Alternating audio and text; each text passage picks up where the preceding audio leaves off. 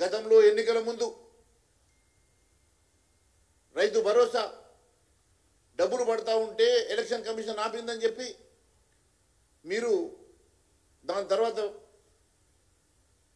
పెంచుతామన్న డబ్బులు పెంచకుండా అవే 10,000 కాడికి పూర్తిగా పంచకుండా ఇంకా వచ్చిన ఖరీఫ్ సీజన్లో 15,000 పెంచుతామని చెప్పి మరి గత సీజన్లో 5,000 బ్యాలెన్స్ ఏదైతే ఇచ్చిన కాడికి తీసుకోండి మిగిలిన 5,000 రూపాయలు నేను ఖచ్చితంగా ఇస్తానని చెప్పి 5,000 కొట్టినావు ఇప్పుడు 15,000 రూపాయలు కూడా ఇప్పటి వరకు దాన్ని ఊసెత్తడం లేదంటే మీ ఆలోచన విధానం ఏంది? అసలు ఇప్పటి వరకు దాని మీద మీరు చేసినటువంటి కమిటీ ఏం రిపోర్ట్ ఇచ్చిందో కూడా మీరు బయట పెడతలేరు. దానికి కావాల్సిన నిధులు ఎట్ట సమకూరుస్తారో మీరు చెప్పడం లేదు.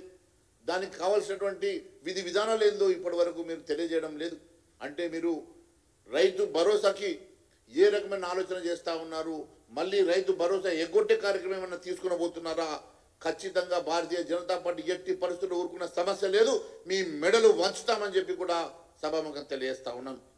అంతేకాదు మీరు చెప్పినటువంటి ఎన్నో అంశాలు కేబినెట్ సబ్ కమిటీ ఇప్పటివరకు ఏ రిపోర్ట్ ఇచ్చిందో చెప్పకుండా కౌలు రైతులకు ఖచ్చితంగా 15,000 రూపాయలు ఇస్తామని చెప్పారు.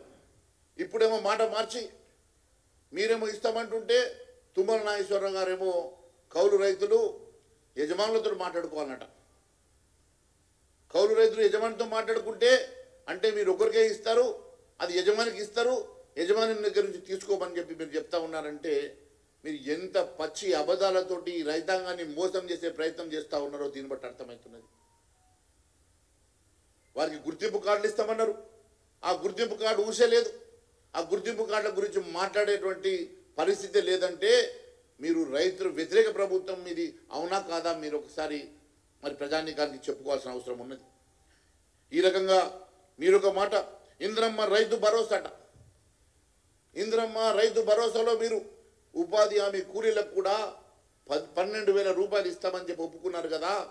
ఉపాధి హామీ కూలీలకు 12,000 రూపాయలు ఈరోజు ఊసేలేదు. దాన్ని రైతాంగంతో వ్యవసాయంతో అనుసంధానం చేస్తామన్నారు. దాని గురించి ఇప్పటి వరకు మాట్లాడరు. రైతు ఇంద్రమ్మ రైతు భరోసా పేరు మీద ఉపాధి హామీ రైతాంగాన్ని పూర్తిగా మోసం చేసి అట్టడుగు బడుగు బలహీన వర్గాల జీవితాలతోటి మీరు కేవలం చెలగాట మాడటమే కాదు, వారి ఓటు బ్యాంకుని మీరు ఓట్లుగా మార్చుకోవడానికి అబద్ధాలు చెప్పినట్టుగా రుజువైతా ఉన్నది. ఉపాధి హామీ కూలీలను మోసం చేశారు, కౌలు రైతుల్ని మోసం చేశారు, రైతాంగాన్ని మోసం చేశారు, అన్ని వర్గాల ప్రజానీకాన్ని మీరు మోసం చేసుకుంటూ ఈరోజు కొత్తగా ఉత్తమ్ కుమార్ రెడ్డి గారు సన్నాయి నొక్కులు నొక్కుతున్నాడు. వడ్లకు బోనస్ ఇస్తాం, 500 రూపాయలు బోనస్ ఇస్తామని చెప్పినటువంటి మీరు ఈరోజు దాని అంశం ఎందుకు మాట్లాడతలేరో ఒకసారి చెప్పాల్సిన అవసరం ఉన్నది. మరి బోనస్ వడ్లకు బోనస్ ఇస్తామని చెప్పారు మీ మేనిఫెస్టోలో, కానీ సన్న వడ్లకని ఇక్కడ చెప్పలేదు. ఈరోజు పూర్తిగా రైతాంగాన్ని మోసం చేయడం అంటే ఈరోజు మీరు అత్యధికంగా సాగు చేసేటువంటి వడ్లు దొడ్డొడ్లు, మరి దొడ్డొడ్లను మీరు బోనస్ ఇవ్వకుండా కనీసం 20% కూడా పండించినటువంటి సన్నడ్లకు మాత్రమే మీరు బోనస్ ఇస్తామని చెప్తా ఉన్నారు.